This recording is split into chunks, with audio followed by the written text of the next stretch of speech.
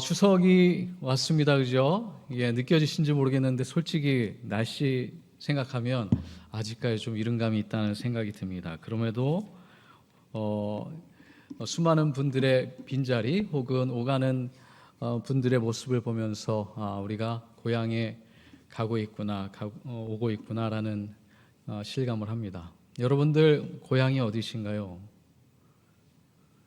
예. 저는 말씀드렸던 것 같은데, 경기도 성남이라고 하는 우리나라 최초의 신도시, 되게 그 험악한 도시에서 태어나고 자랐습니다. 대학을 졸업하자마자 곧장 공부하러 나갔기 때문에 유학생활 동안 이사를 한 10번 했거든요. 13년 반 동안 10번 정도 하다 보니까 이게 집이 어딘지 고향이 어딘지 헷갈릴 때가 많더라고요. 예. 그리고 다시 공부 마치고 한국 들어온 지 이제 내년 되면 10년입니다. 성남에 가봤죠. 예. 근데 옛적 어린 시절 그 노스텔지아라고 하죠. 향수가 느껴지기는 해도 예전만큼의 포근함과 따뜻함은 없더라고요. 예. 그래서 나만 그런가 싶었는데 현대인들에게 고향은 무엇인가를 돌이켜보면 저만 같지는 않더라고요. 최근에는 이 도시에서 태어나고 자라신 분들이 많이 늘어나면서 우리가 생각하고 있던 시골, 고향의 그 풍경들에서는 많이 멀어진 것 같습니다. 그럼에도 불구하고 시골이 아님에도 불구하고 우리에게 고향은 있나요? 예, 고향은 있더라고요. 제가 생각하기에 시골의 풍경, 저녁 노을이 지면 그 부뚜막에서 연기가 올라오고 소가 울며 향수라고 하는 시가 기억나시죠? 그런 풍경을 자아내는 고향은 아니지만 그럼에도 불구하고 우리 마음에 깊은 울림과 포근함과 넉넉함이 따뜻함을 제공해주는 그 장소와 시간은 있더라고요. 그게 누구냐? 예, 어머니가 계신 곳이더라고요. 아버지가 계신 곳.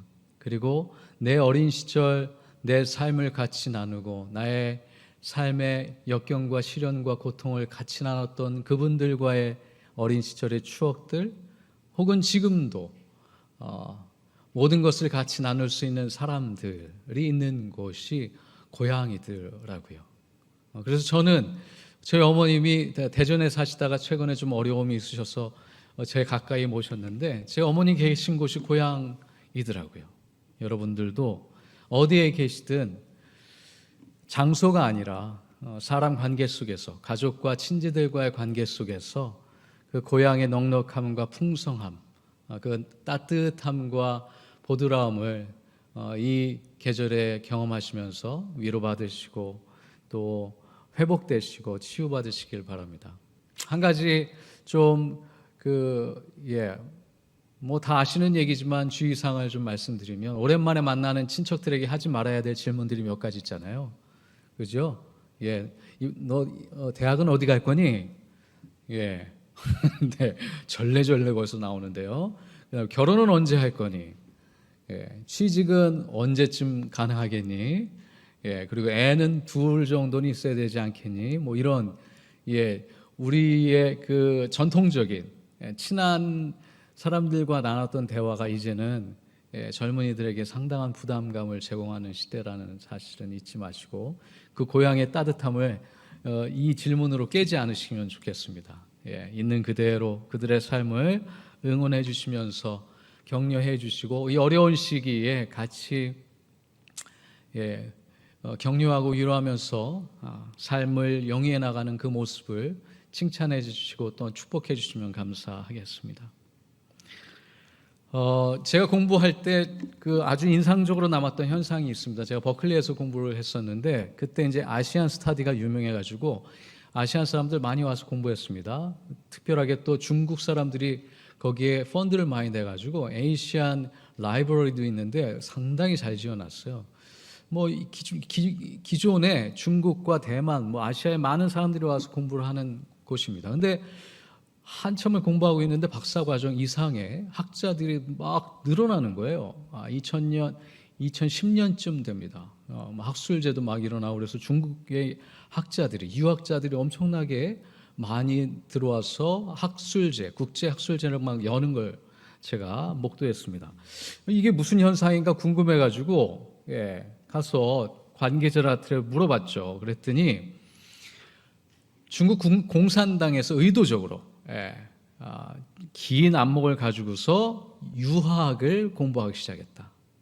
중국 공산당이 유학자들을 엄청나게 배출하고 있으면서 유학을 적극 장려하는 분위기로 전환됐다는 거죠. 이거 상당히 아이러니한 현상입니다. 중국은 공산당이죠. 공산당이라고 하는 개념은 막스에서부터 시작된 근대적인 사회 의식 체계입니다. 그리고 이제는 중국이 공산주의라고 하기에는 자본주의화가 완전히 됐죠. 세계의 공장 역할을 하고 있는 게 중국입니다. 막대한 부를 지난 20여 년 동안 지금 축적하고 있습니다. 올해 들어서 마이너스 성장이라고 하는 소식을 처음 듣지만, 그러나 어쨌든 중국 사회가 지난 20년 동안 자본주의 속에서 엄청난 부의 축적을 경험해왔다는 건 부인할 수 없는 사실이죠. 근데 한 10여 년 지난 다음부터 이 사람들이 유학을 공부한단 말이죠. 신기한 현상이죠. 역설적인 현상입니다. 이 이유를 들어봤더니 중국 공산당이 중국 사회가 정신적으로 무너지고 있다는 걸 깨달은 거죠. 이 정신 문화를 누가 지탱해 왔느냐? 공산주의가 지탱해 왔죠. 그런데 자본주의에 의해서 사람들의 인식과 사회 변화가 급격하게 일어나면서 공산주의가 지탱해 왔던 그 공간을 자본주의가 대체해 왔는데, 놀랍게도 공동체가 무너지고 있다.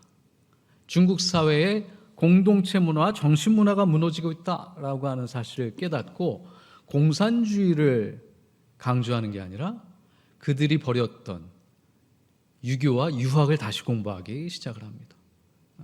이거 되게 주목할 만한 현상입니다.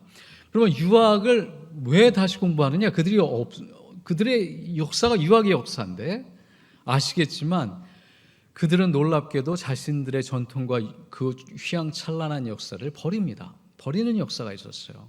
그게 언제였느냐? 잘 아시겠지만 마오쩌둥이 일으켰던 문화 대혁명이라고 하는 사건입니다. 1965년부터 68년까지인가요?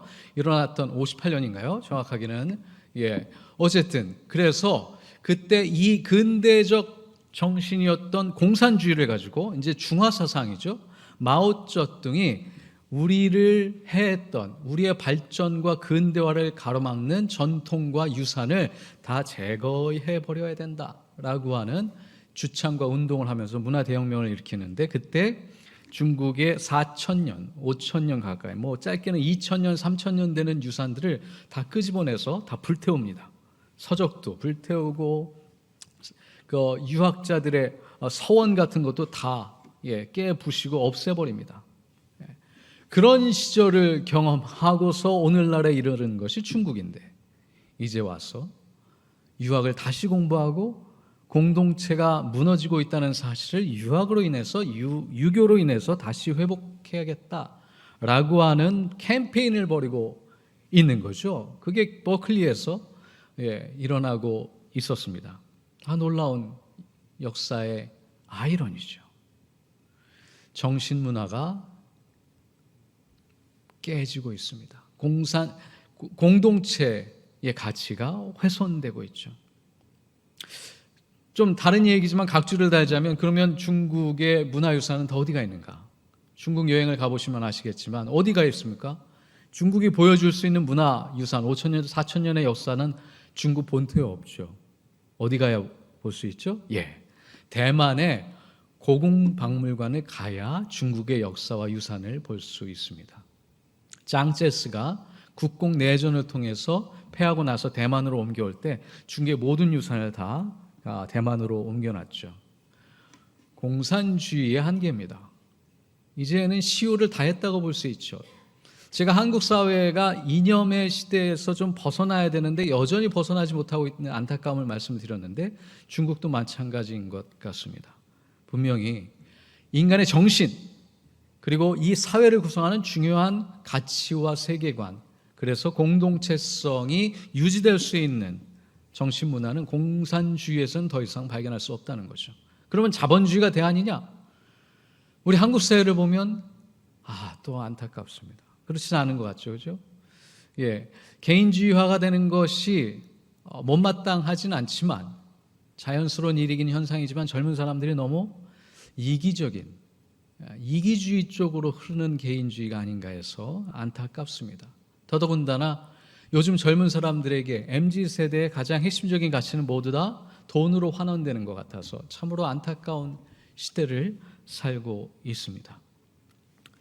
우리 한국 사회가 선진국이 됐다고 자랑스러워했던 게 한 5년 전쯤 되는데, 여러분들 선진국 하면 떠오르는 게 뭐가 있을지 모르겠습니다. 물질과 자본 생산력 혹은 여러 GDP 같은 수치상으로도 우리는 분명히 선진국이 됐겠지만, 우리가 정신문화를 선도할 수 있는, 인류 문명을 보다도 좀 고상하게 존엄하게 이끌 수 있는 정신문화를 제공하고 있는가? 저는 깊이 성찰해야 된다고 생각을 합니다. 특별히 지금 한국 사회에서 일어나고 있는 수많은 현상들은 어찌 보면 우리가 정신적 가치들을 훼손하고 무시하면서 생겨나는 물질주의적 세계관이 가지고 있는 인간 소외와 파편화 현상이 엄청나게 많이 나타나고 있습니다. 개신교회는 줄어들고 있는데, 샤머니즘, 점보고 귀신을 흥미롭게 탐구하는 젊은 세대는 늘어나고 있는 것. 누구의 책임입니까?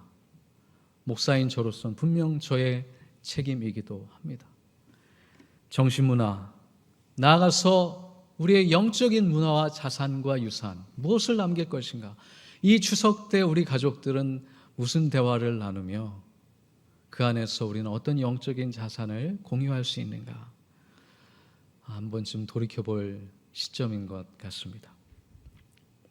교회를 따라 오늘 우리에게 주시는 말씀 본문은 추석을 앞두고 묵상하기엔 좀 버겁습니다.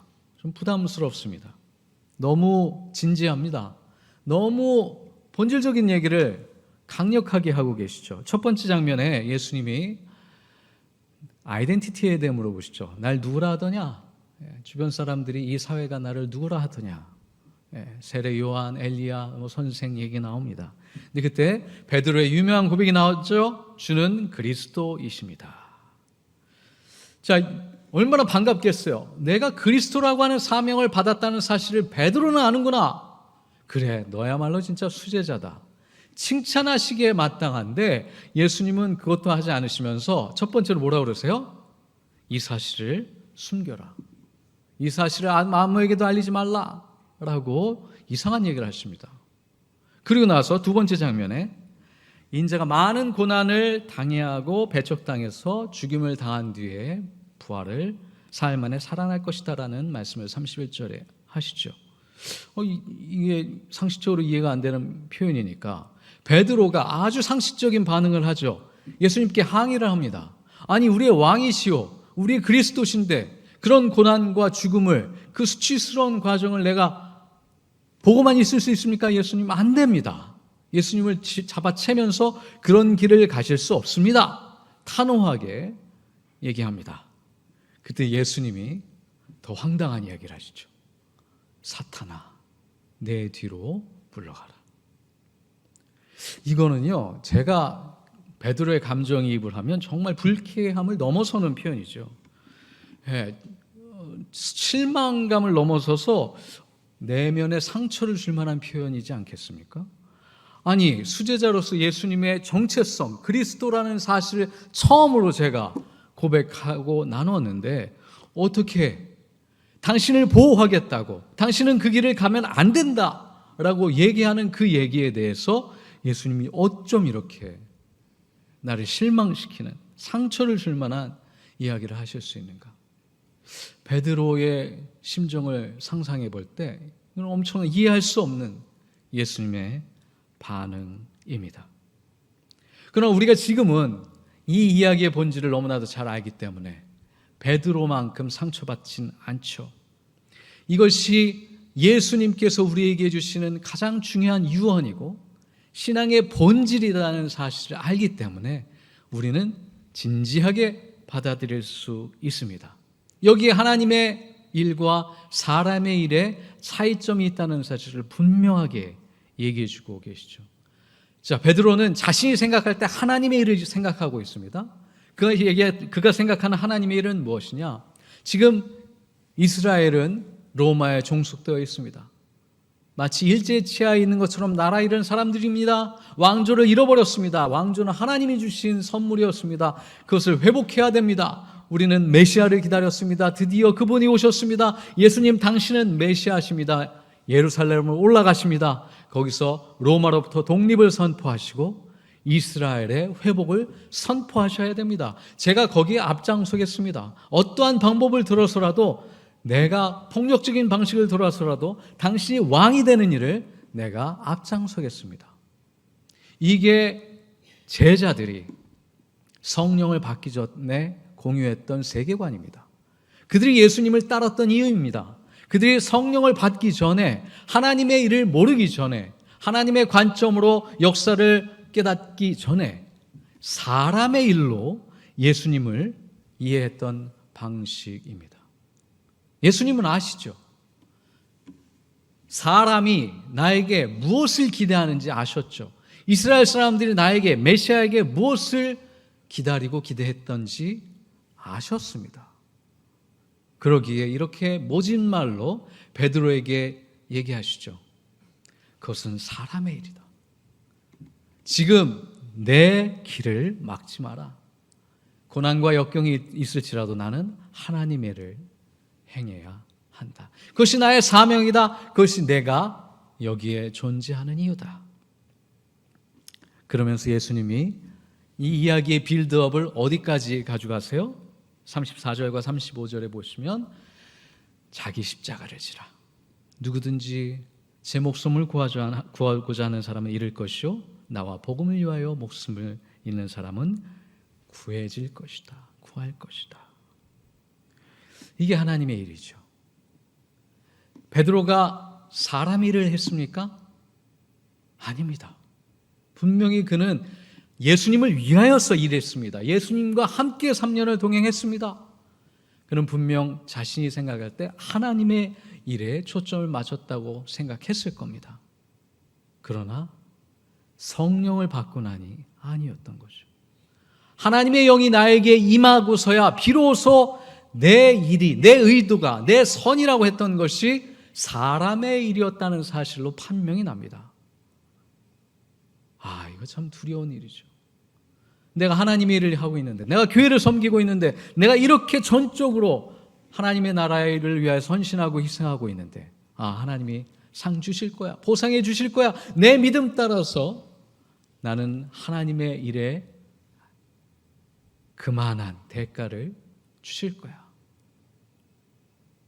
성령을 받기 전에는 그렇죠. 자, 저도 두렵습니다.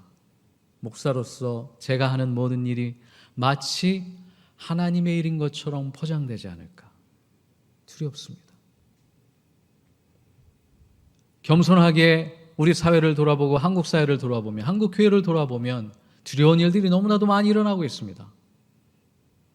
최근에는 제가 소속한 교단의 한 교회 총회장 목사님이 입에 담기도 죄송스럽게 불륜의 의혹이 있어서 그 현장이 잡혔습니다. 그래서 사퇴 요구를 받습니다. 사퇴를 하지 않습니다. 그러면서 교회와 타협을 하죠. 내가 빨리 사퇴를 할 테니까 전별금이라고 하는 걸 달라. 교회가 지난주에 재직회를 해가지고 전별금을 주고 떠나보내기로 했습니다. 그래도 총회장은 내려놓지 않더라고요. 전별금이 10억입니다. 10억. 이게 지금 교회가 하는 일입니다.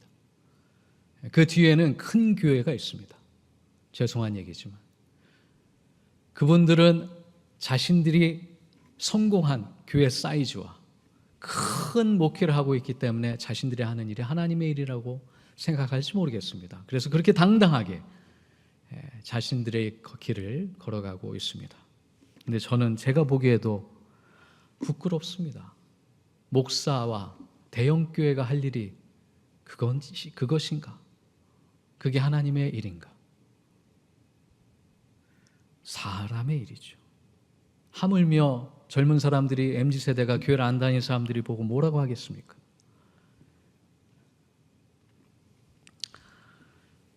마음이 아픕니다. 죄송합니다. 이런 말씀을 나누면서 추석 때 이런 성찰을 해야 된다는 게 안타깝습니다. 교회력에 따라 충실하게 주신 본문을 따라가다 보니 여기까지 왔습니다. 그러나 하나님의 일을 했던 사람들의 이야기는 우리의 역사 가운데 아주 깊게 남아져 있습니다. 기억되어야 하고 되뇌겨야 되는 이야기인데 많이 되뇌지지 않아서 좀 안타깝습니다. 제가 늘 놀랍게 생각하는 건 한국 사회에 어떻게 기독교가 전파되었는가 하는 그 시간들, 역사적인 사건들입니다. 1984년부터 1994년까지 엄청난 일들이 한국 사회에 일어나는데 그때 가장 핵심적인 역할을 했던 분들이 선교사님들이죠. 선교사님들이 없었으면 결단코 우리는 현재 우리가 누리고 있는 축복을 누릴 수 있는 토대를 마련하지 못했을 겁니다. 그 중에 가장 핵심적인 이야기 하나만 같이 나누고 마무리하겠습니다. 알렌이라고 하는 최초의 선교사가 있습니다. 그분이 한국에 오셨죠. 중국에 갔다가 실패를 했습니다. 중국 선교를 갔는데 자기 자신하고 맞지 않는다고 생각을 해서 딴 곳을 찾다가 조선이 지금 선교사를 찾는다고 해서 조선에 왔습니다. 그게 1884년 10월입니다. 근데 선교가 공식적으로 허락이 안 되죠.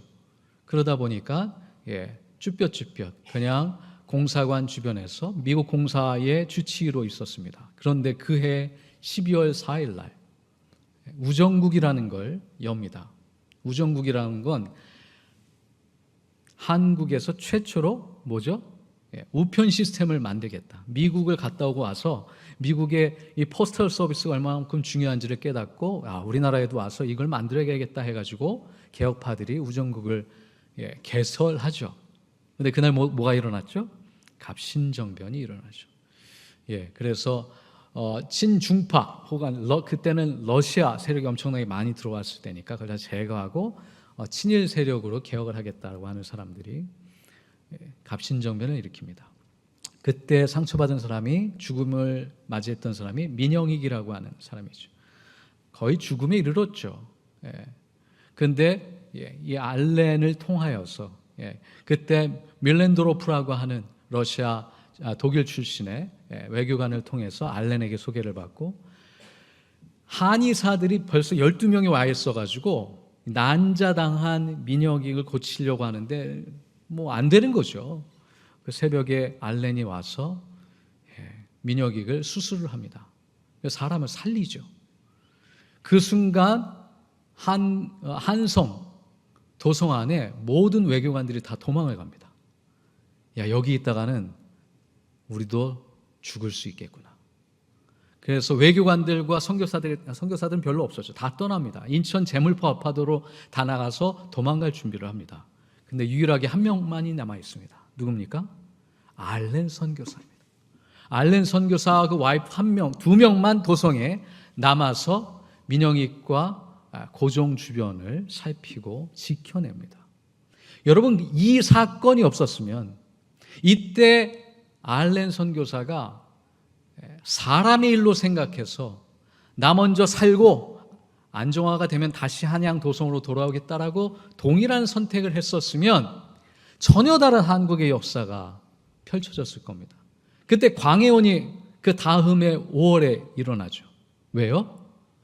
고종이 알렌에게 질문합니다. 너 당신으로 인해서 우리가 살았으니 소원을 말하라. 내가 소원을 들어주겠다. 그래서 이 선교사님이 뭐라고 해요? 한국 사람들이 치료를 제대로 못 받는다. 병원 하나 제대로 된 거 세워주십시오. 해가지고 세워진 게 제중원 광해원이고 세브란스 병원의 시초가 됩니다. 이거는 되뇌면 되뇌일수록 참 신비로운 사건입니다. 우리가 그 순간에 이것을 하나님의 일로 생각할 것이냐 아니면 사람의 일일 뿐이냐 어떻게 분별하고 판단하느냐에 따라서 엄청난 역사의 방향이 바뀐다는 거죠. 이게 알렌의 십자가입니다. 그렇죠? 우리에게도 말할 수 없는 각자의 십자가가 있습니다. 표현될 수 없는, 나누어질 수 없는 내 마음의 부담감과 어려움이 있습니다. 그 십자가를 어떻게 이해하십니까? 어떻게 지고 계십니까? 분명한 사실은 내 인생에 주님께서 허락하여 주신 것이라고 믿고 십자가를 수용할 수 있어야겠죠. 도망간다고 해서 피할 수 있는 게 아닙니다. 그것은 주님이 나와 함께 가자 초대의 사인입니다. 그걸 받아들일 때 우리는 하나님의 일이 보여질 것입니다. 우리 공동체가 지어야 할 십자가가 있죠. 우리 기관이 지어야 할 공동의 십자가가 있고 한국 사회가 같이 짊어져야 할 십자가가 있습니다. 이게 전공이 하나가 책임진다고 해가지고 해결될 문제가 아니잖아요.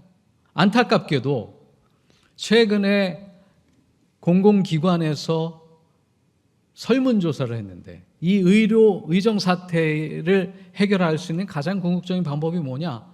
그냥 일반 국민들을 대상으로 설문조사를 했죠. 근데 그게 뭐예요? 80% 가까이가 전공의가 들어오면 끝난다. 이게 정부가 여론몰이를 하는 거라고 저는 봅니다.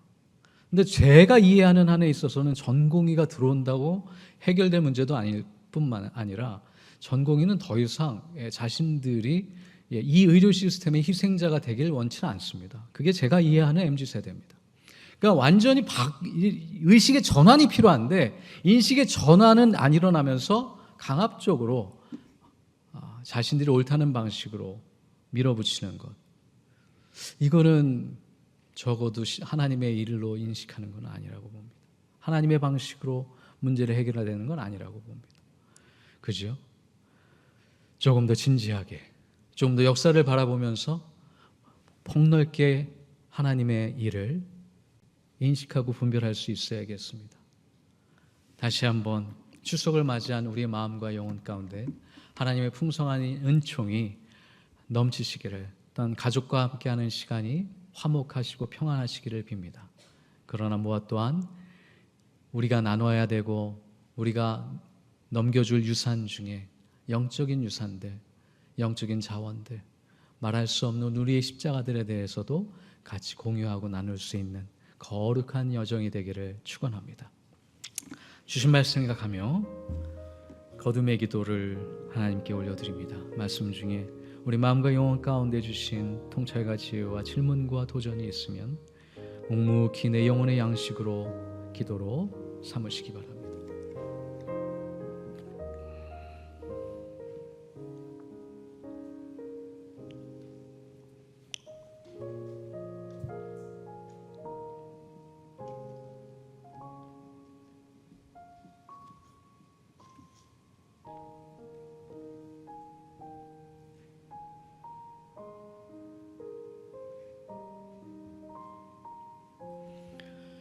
사랑의 주님, 우리의 삶의 풍성함과 놀라운 것들이 있다면 그것은 주님께서 주신 축복인 줄 믿습니다.